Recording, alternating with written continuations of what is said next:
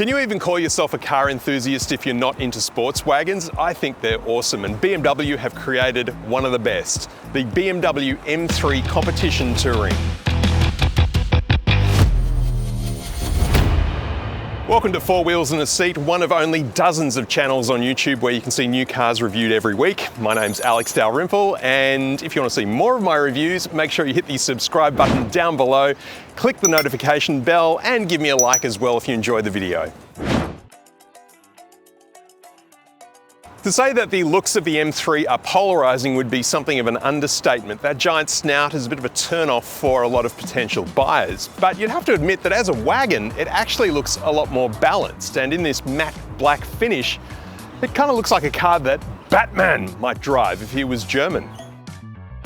So yes, at the front we do have the infamous grille. And you know what though? Broken up by the number plate and being in black, it all kind of blends in. It's barely noticeable, really. More interesting though is the BMW 50th anniversary of the M-Line badge, and that is a very cool thing to see on this car.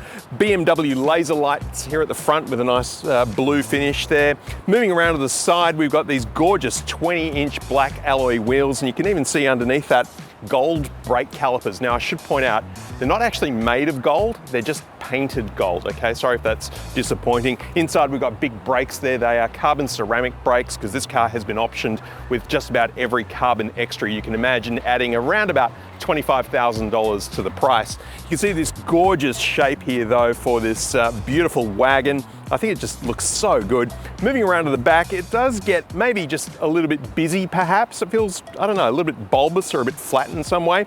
Light clusters look good though. We've got the M3 Competition badge. Down the bottom there, carbon fiber diffuser with 4 massive exhausts that make an awesome noise.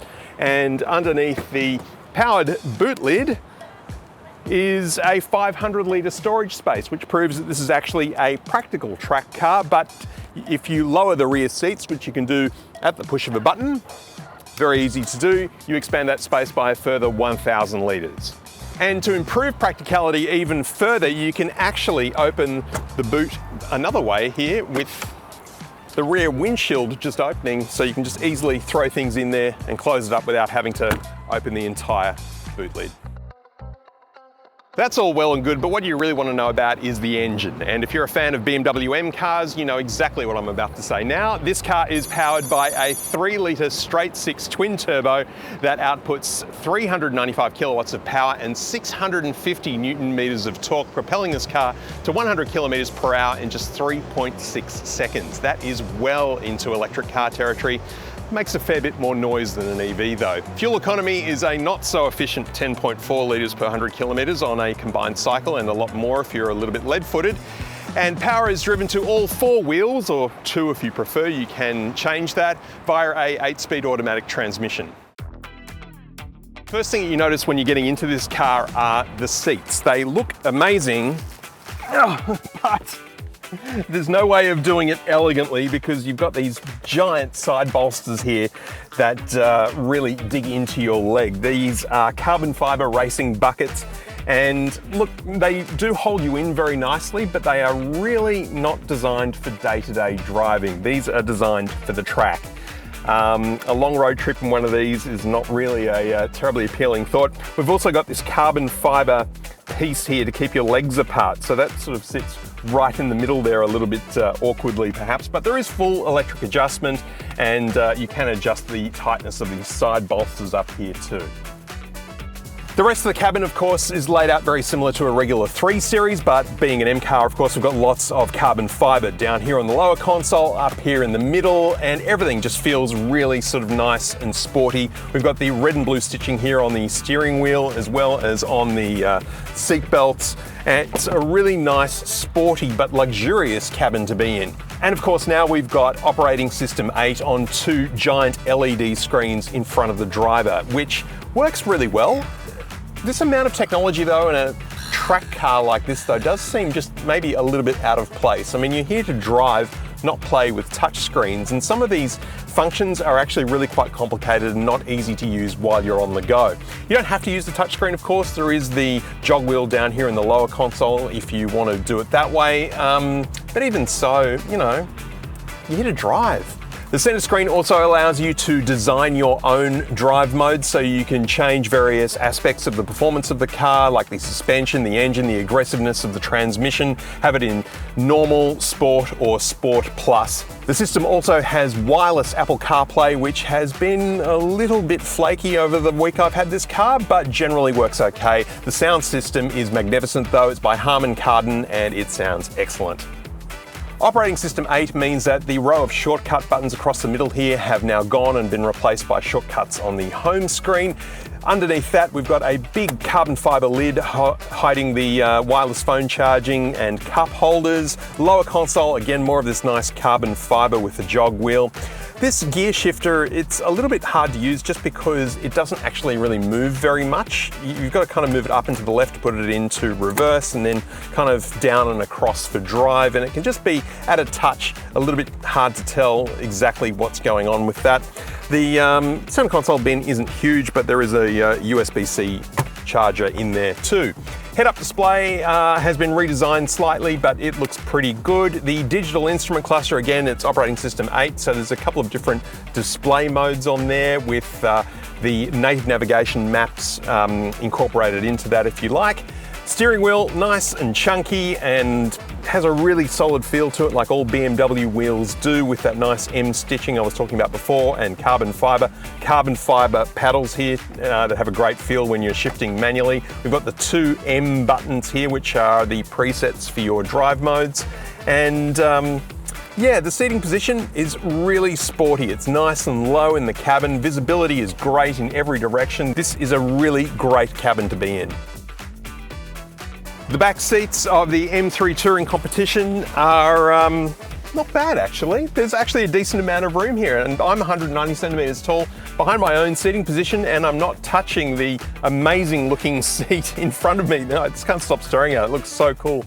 Back here, rear seat passengers get an extra zone of climate control, and there are two USB-C chargers here as well. So kids on a road trip, not only will they be able to kick the seat in front of them without the driver really feeling it, because there's a lot of carbon fiber here, but also they will be entertained and quite comfortable as well with these very nice leather seats. And there's also a mechanical cup holder here in the armrest. So rear seat passengers, I think, will be fairly comfortable depending on just how aggressively the driver is driving, of course.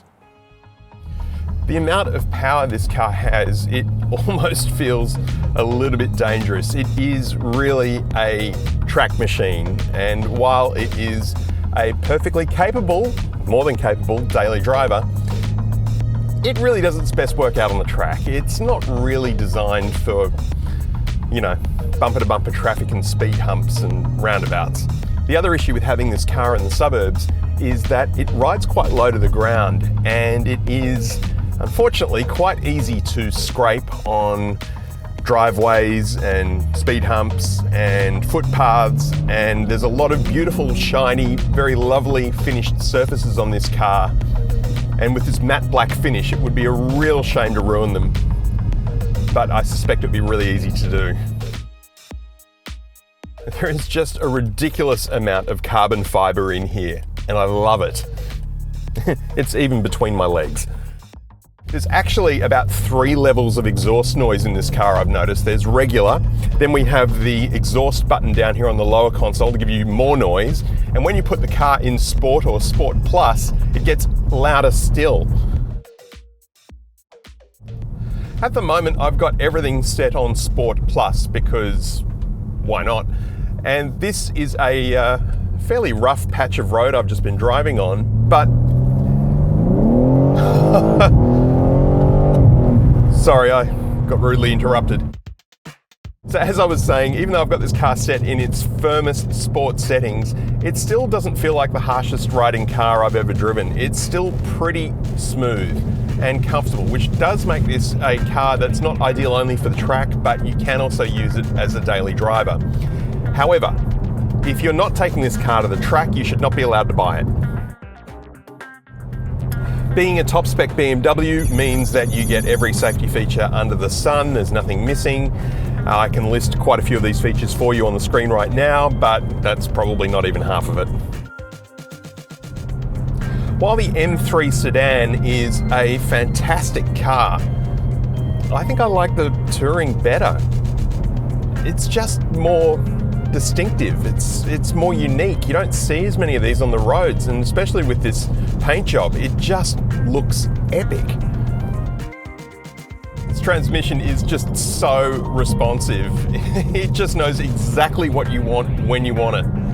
And with everything set in Sport and Sport Plus, this car just goes wherever you point it. It is so directional. I mean, the steering is just incredible. And we stay perfectly flat the whole time. I love this car. 0 to 100 in the BMW M3 Competition Touring is 3.6 seconds. I've got everything set to Sport and Sport Plus. I'm going to let the car shift the gears for me because I'd rather enjoy the experience rather than worrying about that. Wish me luck. Here we go. Oh my God. Wow. That is the best of pretty much any car I've ever done. You can take your Teslas, your Polestars, your electric anything. It might just be because of the sound, but that was incredible. That really got my heart going. Something I've said about electric cars before, and while I'm a big fan, they do sort of often lack a bit of individual character.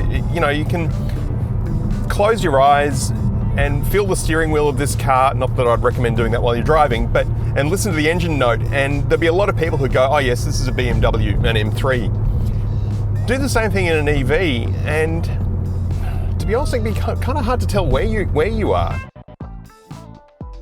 This car just makes me want to go on a spontaneous road trip. I just want to keep driving all day. Unfortunately, got things to do.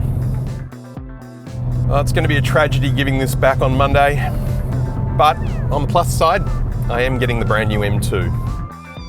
With BMW going fully electric in the next several years, time is ticking on BMW's petrol-powered M cars, like the M3 Touring Competition. It's not the cheapest way to get from A to B, but it's certainly one of the most fun. My advice, get one of these now while you can and watch it turn into a sought-after collector's item.